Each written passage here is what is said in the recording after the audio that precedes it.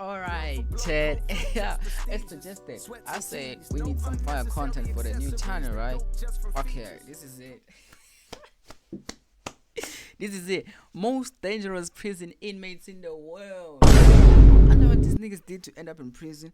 Cause dog, they must be in the deadliest prison. Cause they are the deadliest prison inmates. Like I'm curious what they did. Let me just jump on the video, bro. Like, you don't wanna mess with this. Hey guys, what's up? It's Charlie here, and today we're going to be looking at the 10 most dangerous prison inmates in the world. We all know that prisons are one scary place, mainly because of who's in them. We all see bad criminals in newspapers from time to time, but these are the scariest and most dangerous prison inmates you don't even know about. Before we get into it, be sure to subscribe to my new channel. Bro, what do you mean it's too loud? Dude, it's almost halfway, bro. How about now? The Crafty. Links in the top right corner now. Check it out. Coming in at number 10, we have The Real Pennywise. We all know the hit book, miniseries, and now movie It. It is about a clown that goes around scaring kids and taking their lives. This is good for a fright, but it's all fiction, right? Well, not exactly, because back in the 1980s, which is when the It movie was set, there was a real-life version of Pennywise. The guy was called John Wayne Gacy, and he was, on the surface, a normal husband and father, but he had a crazy secret life. He began to dress up as a character he called Pogo the Clown. Pogo was supposed to be like Bozo, but as I said, this guy's more like Pennywise. That is because he would volunteer at children's parties. During this time, he would take as many kids as possible and then take their lives. They found missing people in his crawl space inside his house and in a nearby river. He's gone down as one of the most scary. Hey, niggas like this shouldn't watch movies, bro. Like, on God, bro. Like, on God. Like, why would you watch a movie and feel like I gotta do this in real life? Niggas like him shouldn't watch movies, bro. They should've. Nah, bro. He doesn't even deserve to be in prison. A kid. Like, bro, he actually killed a kid. 12, like, many kids. This niggas like this shouldn't watch movies, bro. I'm sorry. And most dangerous criminals to ever exist. Luckily, he's locked up behind bars today, but this still doesn't change how terrifying he really is. I'm pretty sure this guy's put a lot of people off clowns forever. Next up is Lobster Boy. This criminal is very odd and has lived one of the most odd lives. Damn, that name's be wild, bro. Like, just imagine being killed by somebody named Lobster Boy. Like, bruh, even if you like, you're in rest or just moved into college and they say, your roommate is gonna be Lobster Boy, I'll be like, oh, cool. Maybe he likes eating lobsters. Oh, what a nice guy. That's the thing about these villains, right? They have the most innocent names, but yo, the things they do, you won't even believe, bro. Lives ever lived. His real name is Grady Franklin Stiles Jr. He was nicknamed Lobster Boy thanks to a condition that's common in his family. He went into the carnival at the age of 7 as there weren't many things he could do thanks to his hands. He later got married to another carnival performer, but as he aged he became angry and drank way too much, which caused him to turn evil. He was horrible to his wife and 4 kids, 2 of which had hands like he did. When one of his kids without the odd hands grew up and got married, he became jealous and shot her husband in the face. He went to prison but was released years later. He then began to say he would do the same thing he did to his kid's husband to his wife, as she'd got remarried when he was locked up. But his wife didn't want to take any chances, so she paid another carnival worker $1,500 to take him out. Nobody came to his funeral, and on his grave was just his name and 2 praying hands. Wow, those hands just add insult to injury. Next up is Eyeball Man. This is not only Yo. Boy on some Dragon Ball shit. Like, you can see the third eye. Who's that nigga who has a third eye here? On Dragon Ball shit. He on some credit stuff or he on some Dragon Ball shit, bro. Hey, I wouldn't even mess with this nigga. Like, for real, bro. Even if he asks for directions, I would just run away, bro.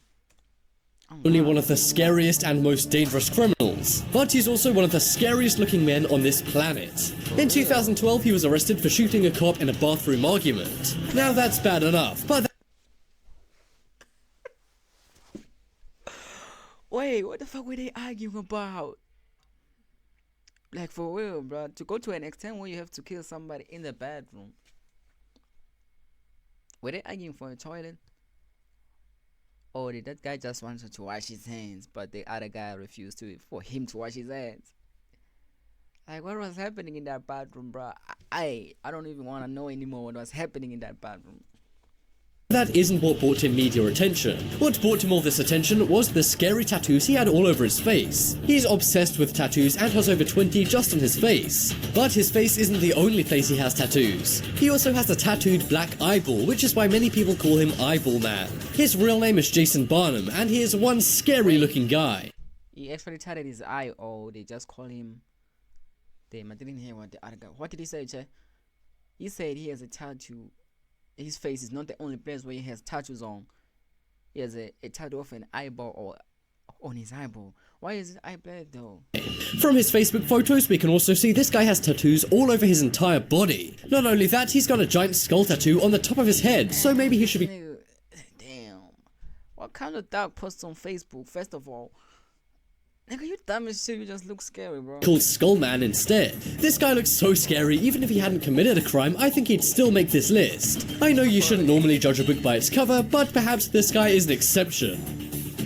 Coming up next is the Red Ripper. This guy's nickname is the Red Ripper. It's a parody of Jack the Ripper, who took the lives of hundreds of women in England many years ago. And the red part is because this guy's from Rostov in the Soviet Union, which is now Russia. His real name is Andrei Chikatilo, and he took the lives of over 52 women and children over a span of 12 years. He was a suspect in many crimes for many years, and was in and out of jail. But there was never enough evidence to convict him of anything serious. Finally, after a police snare in 1990, he was caught and confessed to taking 36 people's lives. But this was found to be an understatement, and he was convicted of doing this to... What the fuck? Is that you killed 52 people in the space of 12 years? Bro, I don't even kill 52 chickens in the space of 52 years, bro. Like, even in a year, I sometimes kill one. But I buy it from the store, though. Sometimes I just buy it. Damn, bro, what is... Man, these niggas be savages, dog. 52 people in 1992. However, it seems the Russian police wanted him to get... What the fuck, it was in a year? 52 people in 1 year. Mathematically, cause there's 12 months. Okay, what the fuck? Damn, let me grab my calculator. Okay, there's 12 months in a year, right? If you kill 4 people a month, that's 48. That means he killed, wow, almost like 5 people a month.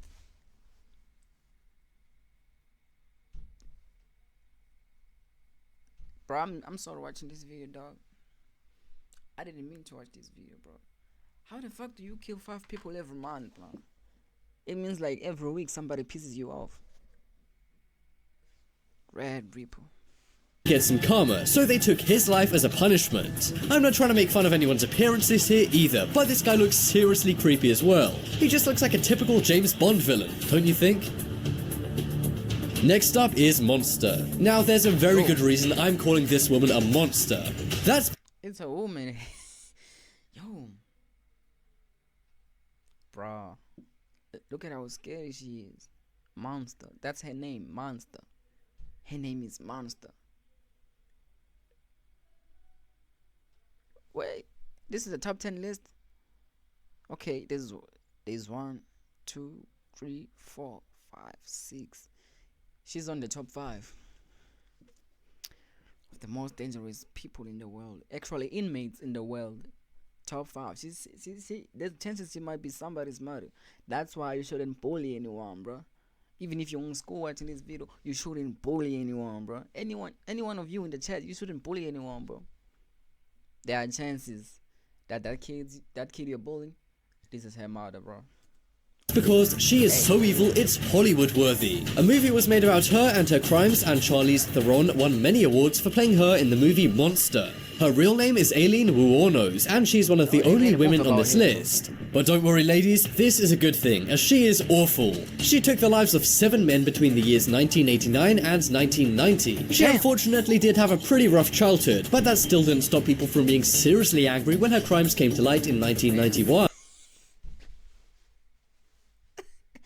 You're in the shelter wild, bro. Like, why would you think of such thing? My nigga James says you will fuck her. No, sorry for the pronouns, bro. I'm not saying you're gay. I'm sorry for that. You just said you will fuck her, bro. Like, how do you even think of that in a situation like this, bro? Why? What? How does your mind work, bro, to actually think about fucking it? Damn. Would y'all smash in it, yeah? I probably wouldn't smash, bro. That pussy might just grab my dick and pull it off my body. I wouldn't smash, bro. Would y'all smash? I wouldn't smash, bro. That's taking chances. She was arrested and confessed to everything 4 days later. She remained in jail for about 11 more years until she passed away herself thanks to the jury vote. In court, she was acting crazy and freaked out all the jurors and even the judge. The reason she got such a harsh sentence is because she showed absolutely no remorse and said she would happily do it all again. Next up is Game Show Contestant. This is not only one of the most scary and dangerous men ever, but one of the creepiest. His name is Rodney Alcala, and he took the lives of 5 women in the 1970s. But he subsequently admitted to doing this 34 more times. And now cops believe he's done this more than 140 times across the USA after more investigations. But the creepy thing about this guy that he will always be remembered for is appearing on a game show called The Dating Game. And believe it or not, he actually won.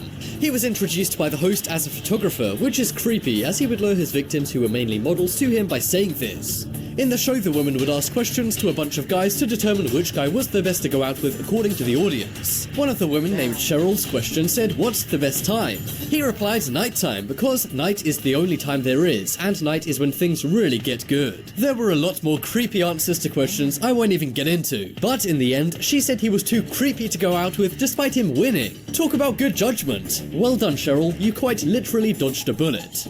Next Damn, this guy hates women. How many women did she kill? Damn, I keep killing guys. I keep saying she to guys, bro. What's wrong with me today? That nigga killed around. How many girls did she I keep saying she, bro. What's wrong with me? I keep saying she. How many girls did he kill? Damn, Chad, I all focusing on the video. What? Next up is Underwear Strangler. Yeah, as you can tell by this guy's name, he is seriously strange. This guy's real name is Johann Unkendwagen, but he went as Jack. He's Austrian, and ever since his youth he was in and out of jail for petty theft and things like that. But in 1974 he changed for the worse. He strangled a woman with her own bra until she passed. He then did this to around 40 more women and then moved to LA where he did it some more. He got caught but was somehow freed from prison, but then later went on to do it 4 more times. Finally, the LAPD stopped him and he was given a life sentence. But the creepy thing about this guy is he was writing for magazines during all this and people didn't even know it was him writing. Imagine your favorite columnist doing something like this. I don't know about you, but that would really freak me out. And even after he went to jail, he was still writing in his cell. He was in prison for around 4 years, but then chose to take his own life by a similar method he used on other people. I guess that's karma for you. Just imagine there's a guy being strangled to death with a bra.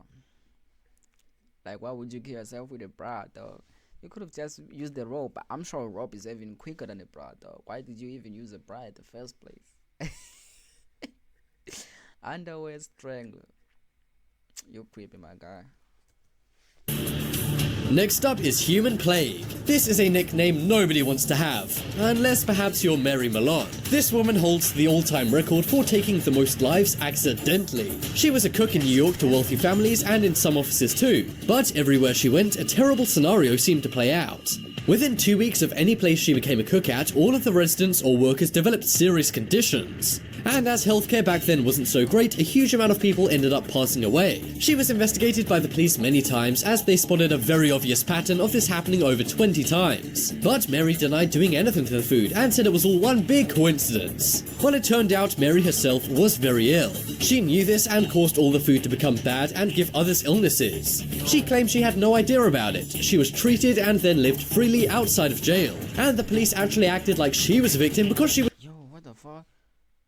I might actually not eat again on a restaurant, bro.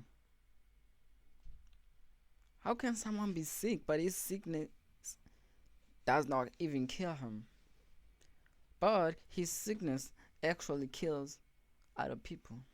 How does something like that happen? Cause she doesn't even take treatment. I might not, bro. I'm down with restaurants. Bro. I might just cook my own food. I'm down with restaurants, dog. She was sick, but in a diary entry found decades later, she revealed she knew about her condition the entire time. Watch out for your lunch, ladies, kids.